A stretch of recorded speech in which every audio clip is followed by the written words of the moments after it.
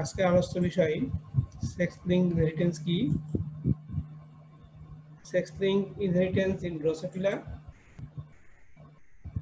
sex linked disorder in men, that is color blindness and hemophilia, sex limited characters, sex influenced characters, difference between among sex linked, sex limited and sex influenced traits ইত্যাদি। দেখো, প্রথমে আমাদেরকে জানতে হবে sex linked inheritance কি। আমরা জানি যে আমাদের উন্নত প্রাণীতে বা মানবদেহে ক্রোমোজোম দুই ধরনের, সেক্স ক্রোমোজোম এবং অটোজোম। সেক্স ক্রোমোজোমের মাধ্যমে লিঙ্গ নির্ধারণ হয় এবং অটোজোমের মাধ্যমে দৈহিক বৈশিষ্ট্য নির্ধারণ হয়।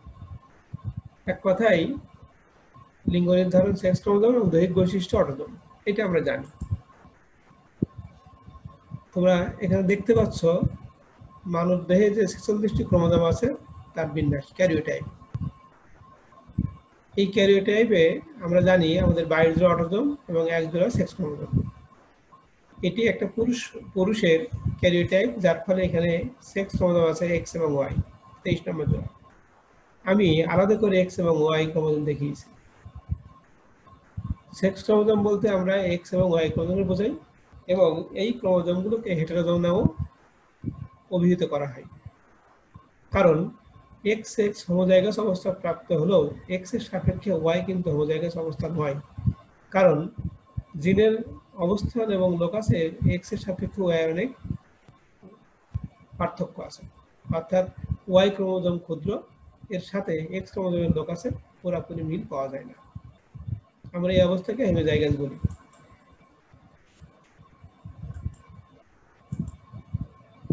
এখন আমাদের আজকের যে মূল আলোচ্য বিষয় সেক্স লিঙ্কড ইনহেরিটেন্স, সেটা আমরা একটু জানব। আমরা এর আগে জেনেছি যে জেনেটিক্স বংশগতি এবং প্রকরণ নিয়ে কাজ করে। যে সমস্ত বংশগতি সেক্স ক্রোমোজোমের মাধ্যমে হয়, sex chromosome that is x এবং ওয়াই এর মাধ্যমে, আমরা এক কথায় সেগুলোকে সেক্স লিঙ্কড ইনহেরিটেন্স বলি। বিষয়টা আমরা একটু ক্লিয়ার হই। সেক্স ক্রোমোজোমে লিঙ্গ নির্ধারণকারী বৈশিষ্ট্য ছাড়াও আরো অনেক জিন এক্স এবং ওয়াই ক্রোমোজোমে আছে। বংশ পরম্পরায় এক্স এবং ওয়াই ক্রোমোজোমে এই বৈশিষ্ট্যগুলো সঞ্চারিত হয়। অর্থাৎ লিঙ্গ নির্ধারণকারী বৈশিষ্ট্য ছাড়াও এক্স এবং ওয়াই ক্রোমোজোমে আরো বেশ কিছু দৈহিক বৈশিষ্ট্য আছে। সেই বৈশিষ্ট্যগুলো বংশ পরম্পরায় সঞ্চারিত হয়। আমরা এই এক্স এবং ওয়াই এর মাধ্যমে যে বৈশিষ্ট্যগুলো সঞ্চারিত হয়, আমরা সেগুলোকে আমরা এক কথায় বলি সেক্স লিঙ্কড, এবং এই উত্তরাধিকারকে আমরা বলি সেক্স লিঙ্কড ইনহেরিটেন্স। আমি একটা ছোট্ট এখানে একটা উদাহরণ রাখছি। সে মনে করলাম এটা কোনো এক প্রজন্মের নানা নানি, এটা দাদা দাদি। আমরা এখান থেকে শুরু করলাম যে সেক্স ক্রোমোজোম গুলো কিভাবে বংশে বৈশিষ্ট্য নিয়ে যায়। এটা মনে করলাম যে এটা নানার কুল এবং এটা দাদার কুল। দেখা যায় যে আমি এখানে স্টার মার্কিং করে রাখছি, এটা হয়তো ওই প্রজন্মের এটা নানি ছিল, এটা নানা। তোমরা লক্ষ্য করো, আমি স্টার দিয়ে বুঝিয়েছি যে এক্স ক্রোমোজোমে লিঙ্গ নির্ধারণ ছাড়াও একটা বিশেষ একটি বৈশিষ্ট্য এখানে আছে। এখান থেকে এই নানানানি থেকে যে কন্যা আসলো, সেই কন্যা কিন্তু ওই তার মায়ের বৈশিষ্ট্য ধারণ করছে। একইভাবে যখন দাদার কুল থেকে আমি দেখলাম, সেখানেও এক্স ক্রোমোজোম আছে এবং সেখানে বৈশিষ্ট্য আছে। সেখান থেকে আমরা দ্বিতীয় প্রজন্মে, অর্থাৎ আমি এখানে মা বাবা বুঝিয়েছি, মা বাবার ক্রোমোজোমগুলো আমরা দেখাচ্ছি। তৃতীয় প্রজন্মে যেটা আমরা আছি, মা বাবা থেকে যে সন্তান এসছে, সেই সন্তান কিন্তু, এটা আমি একটা কন্যা সন্তানের এখানে আমি জিনোটাইপ লিখছি। এই কন্যা সন্তানের দুটো এক্স ক্রোমোজোম আছে। এই দুটো এক্স ক্রোমোজোম আমরা যদি বংশগতি লক্ষ্য করি, তাহলে আমরা দেখলাম এই কন্যাটির এক্স ক্রোমোজোম এসছে তার মায়ের থেকে, আর তার মায়ের এক্স ক্রোমোজোমটা এসছে তার মা, দ্যাট ইজ এই কন্যার সাপেক্ষে তার নানির কাছ থেকে। তাহলে এক্স ক্রোমোজোম আমরা দেখলাম এই বৈশিষ্ট্যটি যে সে বংশ পরম্পরায় ট্রান্সমিট করলো এবং এখন তার, আমরা বললাম যে নাতি বা নাতনির কাছে এই বৈশিষ্ট্যটি আছে। একইভাবে এই যে কন্যাটি আছে, এই কন্যাটির এই এক্সটি এসছে তার নানা থেকে, তার দাদি থেকে। এই যে একটা কন্যা তার যে সেক্স ক্রোমোজোমের এক্স ধারণ করছে, এই এক্স ক্রোমোজোমটা আমরা এতটুকু বললাম একটা তার মায়ের কুল থেকে, একটা তার বাবার কুল থেকে। তার মানে এক্স ক্রোমোজোম মা থেকে কন্যা, মা থেকে পুত্র, পুত্র থেকে কন্যায় আসতে পারে। একইভাবে ওয়াই ক্রোমোজোম স্ট্রেট লাইন এসছে। যদি এখানে একটা আমরা ছেলে কল্পনা করতাম, পুত্র সন্তান, তাহলে তার ওয়াই ক্রোমোজোম আসতো তার বাবার কুল থেকে, আর এক্স আসতো তার মায়ের কুল থেকে। আমি বোঝাতে চাচ্ছি যে এক্স এবং ওয়াই ক্রোমোজোম এই দুটি বংশ পরম্পরায় সঞ্চালিত হয়। এর মধ্যে এক্স ক্রোমোজোম স্ত্রী এবং পুরুষে উভয় থাকে বলে এই বৈশিষ্ট্যগুলোর ভ্যারিয়েশন বেশি ঘটে।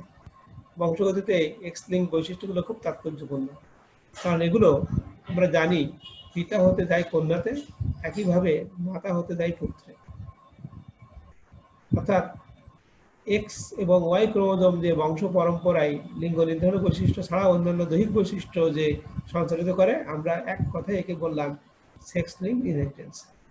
আমরা এখানে সেক্স ক্রোমোজোম এক্স এবং ওয়াই দেখিয়েছি, এবং যেটা আমি একটু আগেই বললাম যে এক্স এর সাপেক্ষে ওয়াই এর অনেক লোকাসের মিল থাকে না।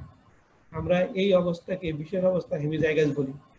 এই অবস্থায় এক্স ক্রোমোজোমে এখানে একটি প্রকটিন বা প্রসন্ন যাই থাক না কেন, ওয়াই এর সাপেক্ষে সে প্রকাশ পায়, কারণ এখানে জিনিক আন্তঃক্রিয়া সম্ভব হয় না, শুধুমাত্র এক্স ক্রোমোজোম থাকলেই কি সেটা প্রকাশ পায়। আমরা সেক্স লিঙ্ক ইনহেরিটেন্স আমরা দেখলাম। আমরা এর প্রকারভেদটা একটু দেখে নিই। তোমরা দেখো, সেক্স লিঙ্ক ইনহেরিটেন্সকে আমরা দুই ভাগে ভাগ করছি, একটা এক্স লিঙ্ক, একটা ওয়াই লিঙ্ক। অর্থাৎ এক্স ক্রোমোজোমের মাধ্যমে বংশগতি এবং ওয়াই ক্রোমোজোমের মাধ্যমে বংশগতি। এক্স লিঙ্কটা আমরা আবার দুই ভাগে ভাগ করছি, এক্স লিঙ্ক প্রসন্ন, এক্স লিঙ্ক প্রকার। দেখো, এক্স লিঙ্ক প্রসন্ন আমরা অনেকগুলো ডিসঅর্ডারের নাম করছি এখানে, হিমোফিলিয়া তোমরা নাম শুনছো, কালার ব্লাইন্ডনেস, ডুচেনি মাস্কুলার ডিস্ট্রফি। একইভাবে এক্স লিঙ্ক ডমিনেন্ট একটা জিনের আমি কথা বলছি এখানে, ভিটামিন ডি রেজিস্ট্যান্ট রিকেটস। আর ওয়াই লিঙ্কটা আমি লিখছি হিয়ারিপিনা, যা তোমরা দেখবা অনেক পুরুষের কানের ছত্র বা কানের যে কর্ণছত্র সেখানে লোম আছে। এখন এই সেক্স লিঙ্ক ইনহেরিটেন্স করতে গেলে আমাদের কিছু মৌলিক জিনিস, মৌলিক টার্ম জানতে হবে।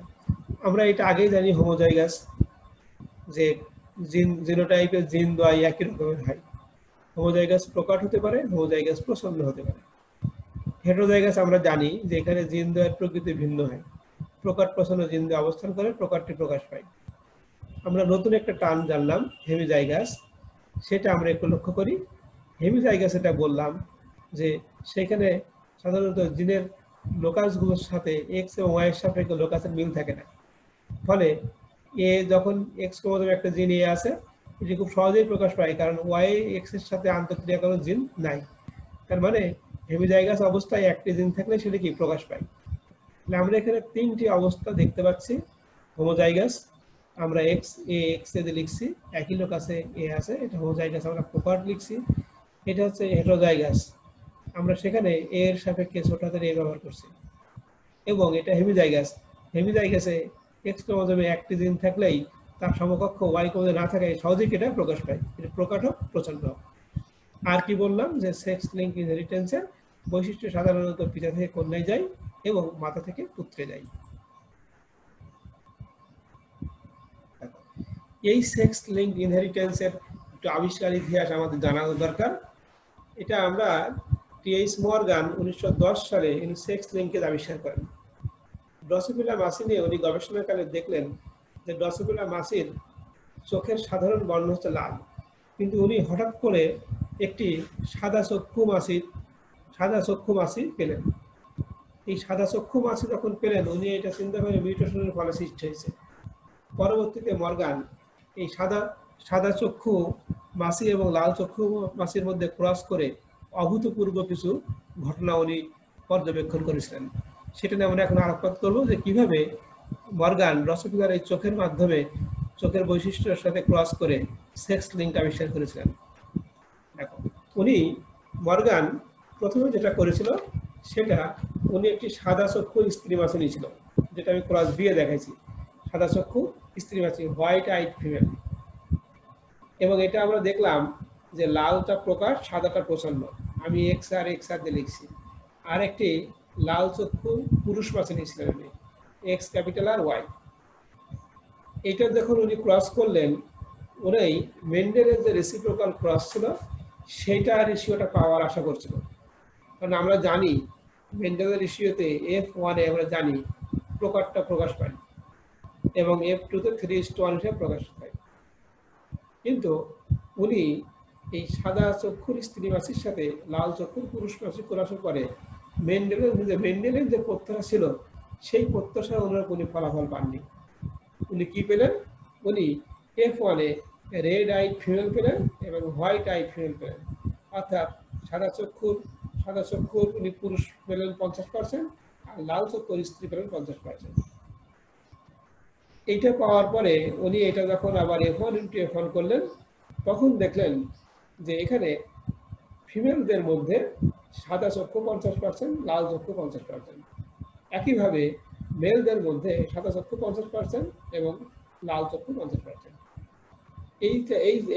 এই ফলাফল পাওয়ার পরে উনি যখন দেখলেন মেন্ডেলের কোনো প্রত্যাশাই মিলল না, তখন উনি অনুসন্ধান করে চিন্তা ভাবনা করলেন এবং উনি বললেন যে এই বৈশিষ্ট্যগুলো অটোজোমে নয়, এটি এক্স ক্রোমোজোমে অবস্থিত।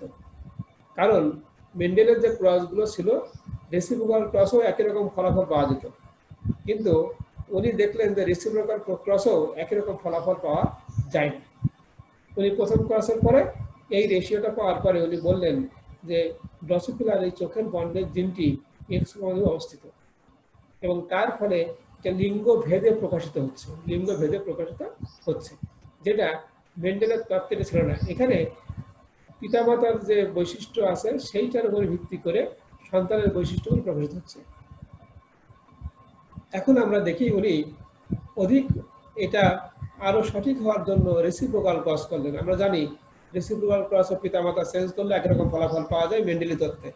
উনি করলেন কি, এখানে হোয়াইট আইড ফিমেল নিয়েছিলেন, এখানে নিয়ে হোয়াইট আইড মেল নিলেন, সাদা চোখের একটা পুরুষ নিলেন।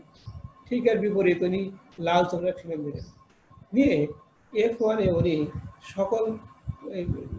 সকল যে মেল এবং ফিমেল এগুলো লাল পেলেন।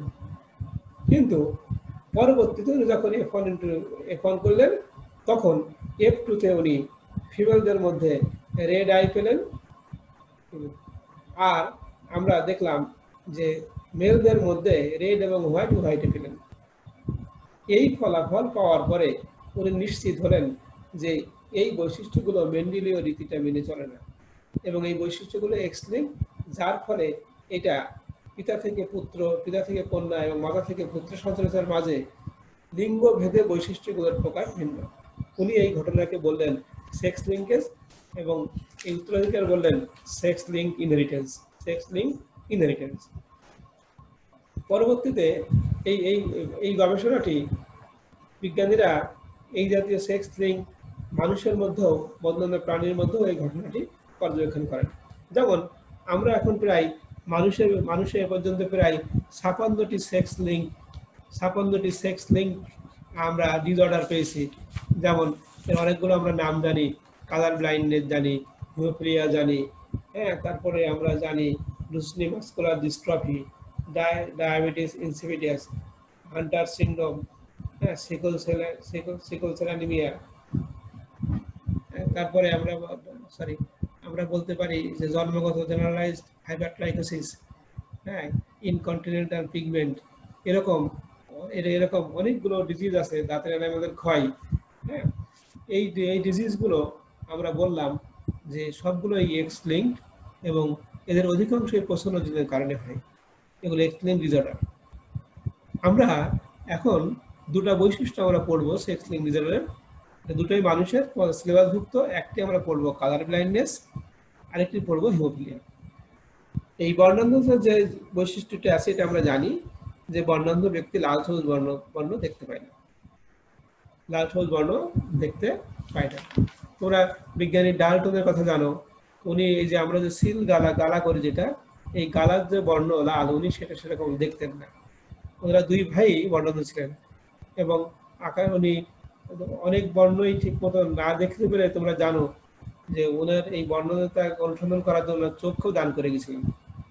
তো সেটা আমরা এখন দেখব যে কালার ব্লাইন্ডনেস, লাল সবুজ বর্ণান্ধটা আমরা জানি যে এই ব্যক্তিদের যে চোখের আমরা জানি রেটিনাতে রড এবং কোন কোষ আছে। সাধারণত বর্ণ দর্শন এবং বিশ্লেষণের জন্য কোন কোষ দায়ী।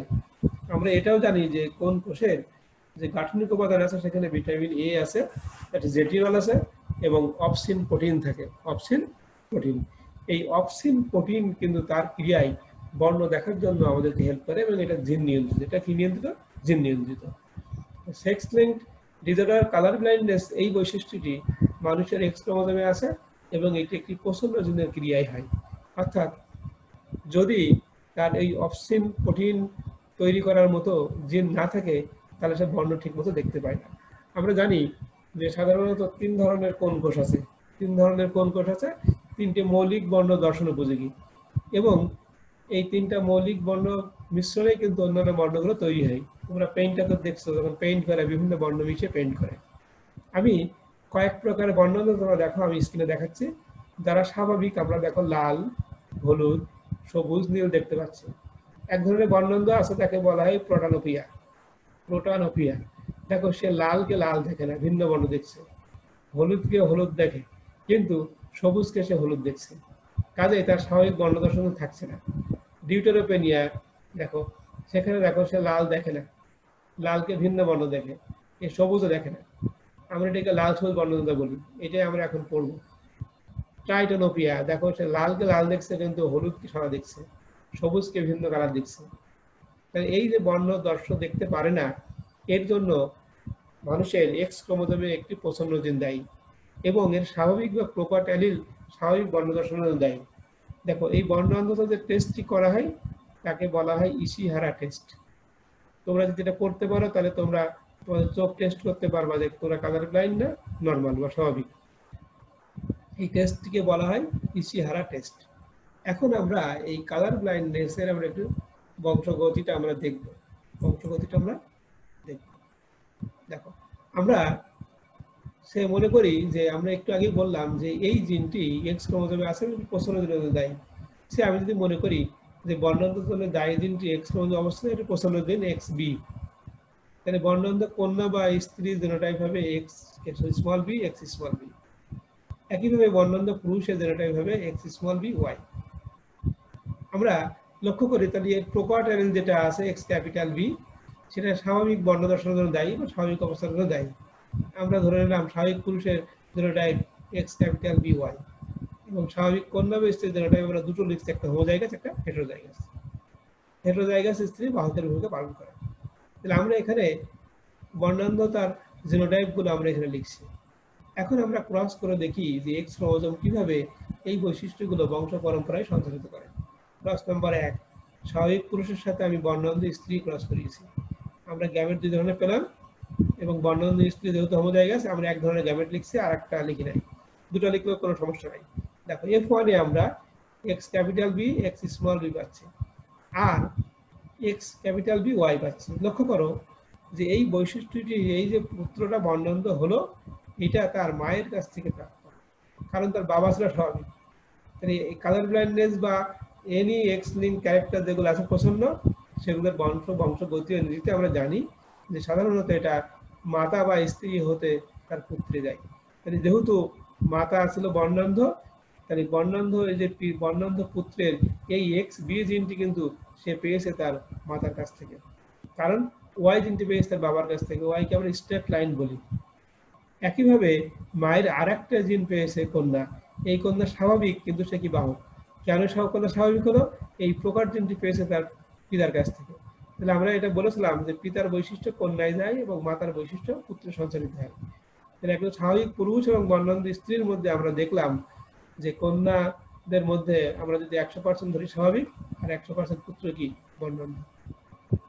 আমরা আরেকটি ক্রস লক্ষ্য করি, ক্রস নাম্বার 2। দেখো আমি এখানে স্ক্রিনে দেখাচ্ছি স্বাভাবিক পুরুষ ক্রস স্বাভাবিক স্ত্রী। আমরা জেনোটাইপ ধরে নিছি স্বাভাবিক স্ত্রী কিন্তু এটা কিন্তু বাহক। লক্ষ্য করো ওখানে আমি হেটেরোজাইগাস লিখছি, হেটেরোজাইগাস স্ত্রী সবসময় বাহকের ভূমিকা পালন করে। আমরা গ্যামেট করলাম, আমরা F1 এ পেলাম স্বাভাবিক স্ত্রী কিন্তু বাহক, স্বাভাবিক পুরুষ বর্ণান্ধ পুরুষ। আমরা যদি আবার লক্ষ্য করি এই বর্ণান্ধ জিনটি তার কোথা গিয়েছে? তার মার কাছ থেকে, কারণ তার মা কি ছিল? ক্যারিয়ার। এখানেও আমরা স্ত্রী পুরুষ ভেদে আমরা বৈশিষ্ট্যগুলো কিন্তু ডিফারেন্স করতে পারি। এর কারণ যে এক্স ক্রোমোজোমের সঞ্চালন। যে কন্যাটি বাহক হয়েছে সেই বৈশিষ্ট্য কিন্তু তার মায়ের কাছ থেকে পেয়েছে, যদিও স্বাভাবিক কিন্তু সে কি বাহক। কিন্তু সে কেন স্বাভাবিক হলো?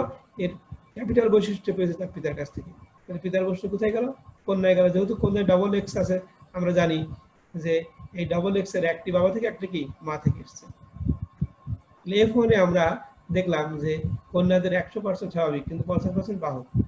আবার পুত্রদের মধ্যে আমরা বললাম 50% স্বাভাবিক পুরুষ বা পুত্র সন্তান, আর 50% বর্ণান্ধ। আমরা ক্লাস নাম্বার 3 একটু দেখি। ক্লাস নাম্বার 3 তে আমরা দেখলাম বর্ণান্ধ পুরুষ এবং বর্ণান্ধ স্ত্রী। তোমরা লক্ষ্য করো, এখানে বর্ণান্ধ পুরুষে বর্ণান্ধ স্ত্রীর সাথে ক্রস করছে। দেখো এখানে F1 এ আমরা 100% কন্যা পেলাম বর্ণান্ধ, 100% পুত্র পেলাম বর্ণান্ধ। কারণ পিতা মাতা থেকে আগত বৈশিষ্ট্যগুলো নীতি অনুযায়ী পুত্র বর্ণান্ধ হয়েছে এবং কন্যাও কি বর্ণান্ধ। কন্যার বর্ণান্ধের জন্য হোমোজাইগাস অবস্থা লাগে। ইতিপূর্বে যে কন্যাগুলো স্বাভাবিক ছিল, আমরা দেখছি কারসারটা দেখো, সেগুলো কিন্তু একটা জিন থাকলেও আরেকটি প্রকার জিন ছিল।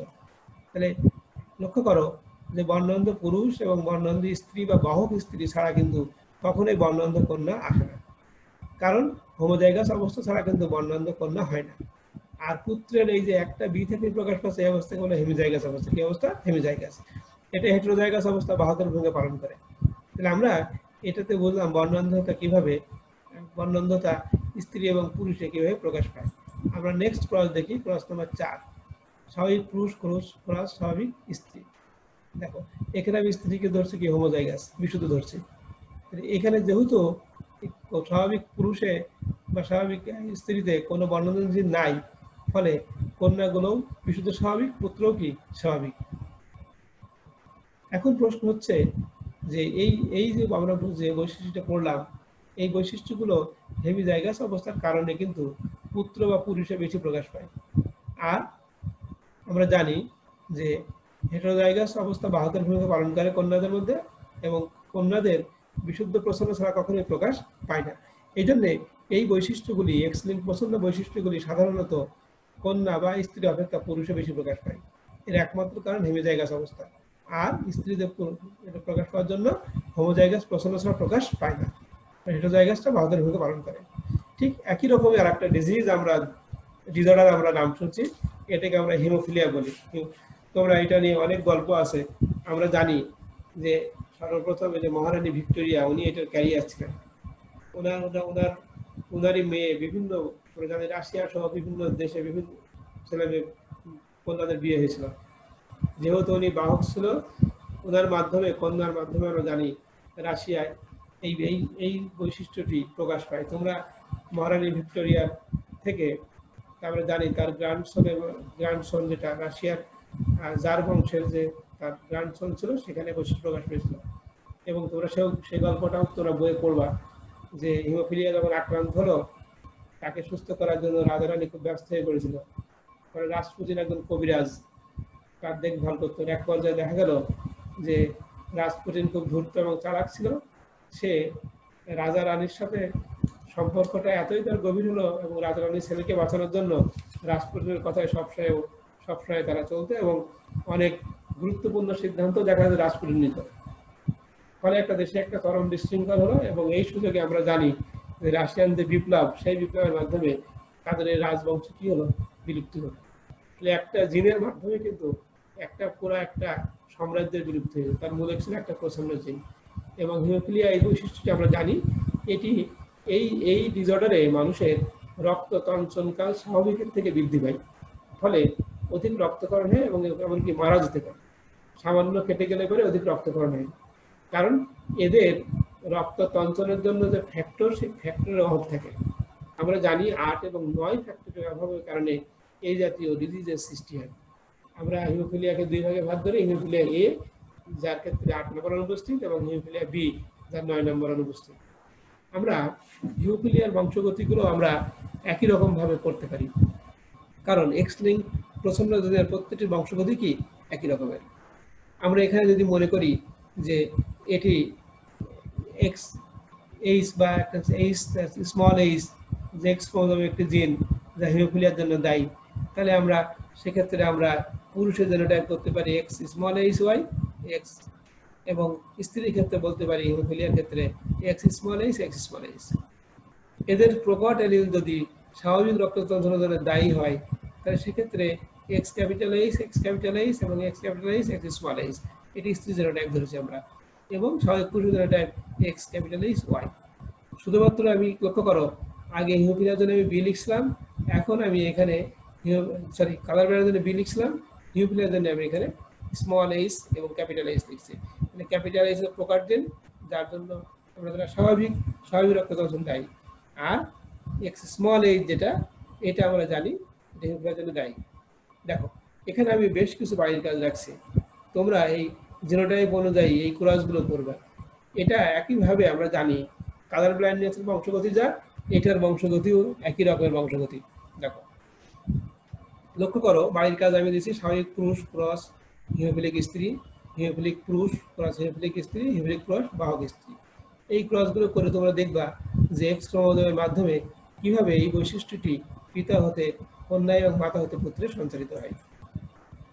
দেখো আমরা ইতিপূর্বে মানুষের কয়েকটি সেক্স লিঙ্ক রোগের নাম তোমাদেরকে বললাম, আমি তোমাদেরকে আবারও একটু এগুলো মনে করাই দিই যে আমরা জানি প্রায় 56টির উপরে X লিঙ্ক রোগ আছে মানুষের।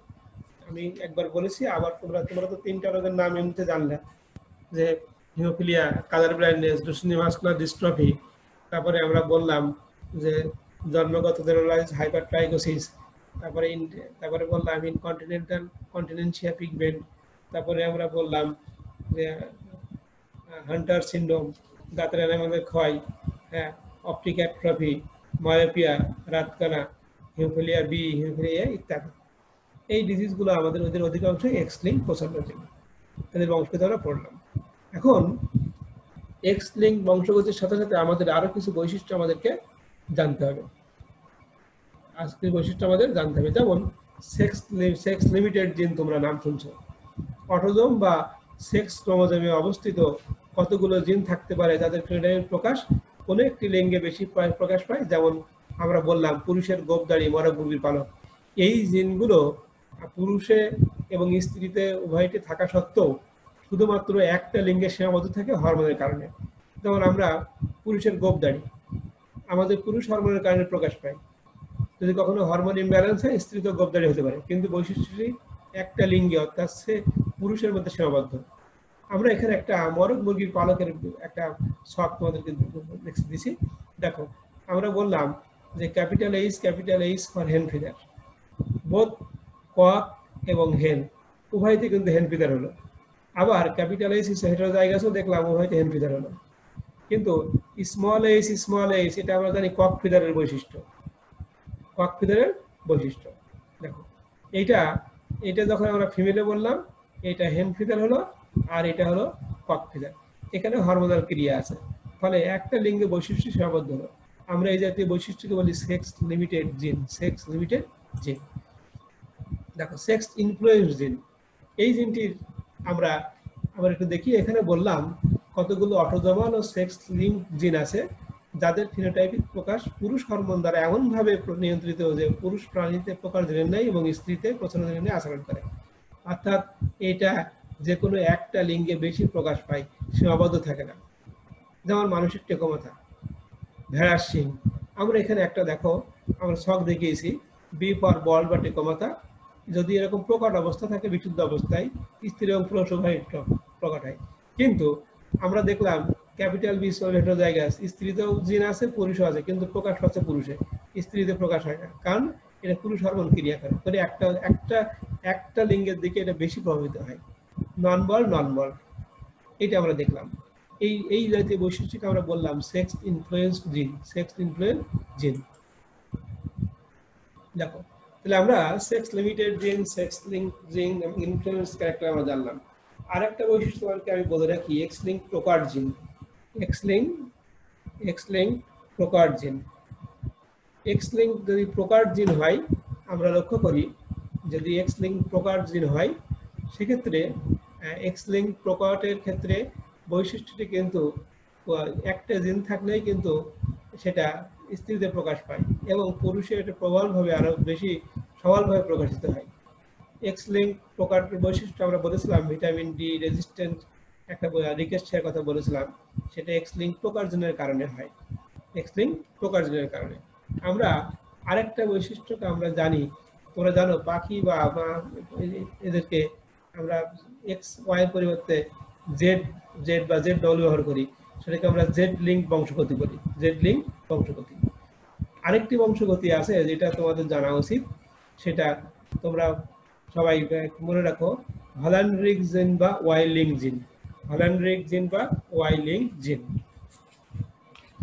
এটি স্ট্রেট লাইন বংশগতিও বলা হয়, কারণ এই বৈশিষ্ট্যটি কখনো স্ত্রীতে প্রকাশ পায় না, স্ত্রীতে প্রকাশ পায় না, কারণ স্ত্রীতে কোনো ওয়াই ক্রোমোজোম থাকে না, থাকে পুরুষে।